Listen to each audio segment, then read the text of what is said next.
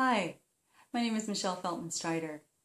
Today I'd like to read an excerpt of my latest novel, Homeless, available now from Amazon.com in both print and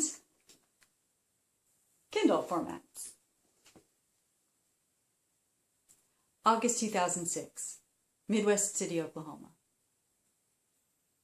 I didn't really know my cousin Laura Lynn. She was my Aunt Louise's only child, but had moved away by the time I was born. She blew through town a few times when I was a kid, but I hadn't seen her in years. She moved back to Oklahoma shortly before she died, but didn't tell anyone in the family. I only went to the funeral because my dad threw out his back loading bags of fertilizer into the truck, and Mom wanted me to drive her. I did notice an unfamiliar man, standing well away from the rest of the assembled at the graveside service. He was older, tall but slouched, his shoulders hunched. His clothes were rumpled and creased, as was his face, but there was still something about both that said wealthy. Maybe it was the deep black Mercedes he was leaning against. His eyes were hidden by equally dark sunglasses, but mine weren't, and I had to look away when he noticed me staring. It's amazing how many details your mind can capture in an instant. Charcoal gray sport coat over black crewneck sweater, tan slacks, black belt and shoes, good leather and well made. Hands in pockets like a guilty schoolboy. Slim build, but with the soft start of a belly. Hair gone gray. Skin sun-dried leather, forehead creased. If he'd been handsome once, there was no sign of it now. I meant to ask Mom about him after the service, but it slipped my mind in all the family hubbub.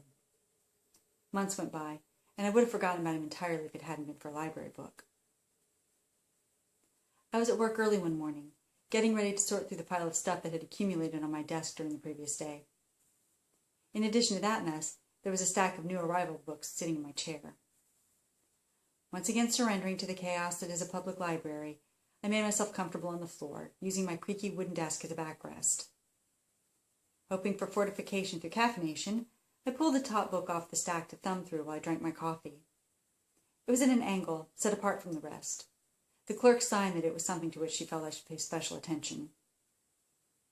Red Sky Morning, 2006 Viking Press, was the latest release from award-winning author John Anders Erickson. I'd read all sorts of rave reviews of it. The waiting list of patrons was already 2 pages long, and I considered the ethical implications of sneaking it home for a quick read before putting it out on the shelf. Librarian's prerogative, I figured. Since it was not yet in circulation, it was one of the few books in the library without nerd, Groucho, or cat-eye sunglasses drawn on the author's photo, so it took me a minute to place him. John Anders Erickson. Posed, lit, and probably photoshopped, the man on the cover looked healthy and rugged, with bright blue eyes.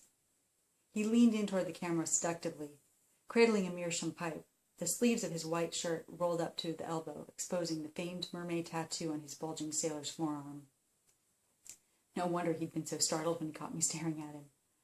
I couldn't believe I hadn't recognized him immediately, but I wasn't exactly expecting to see the world-famous author of Vikings and Pirates, Tales of My Fathers, and The Mermaid's Dirge at a family funeral in Ada, Oklahoma.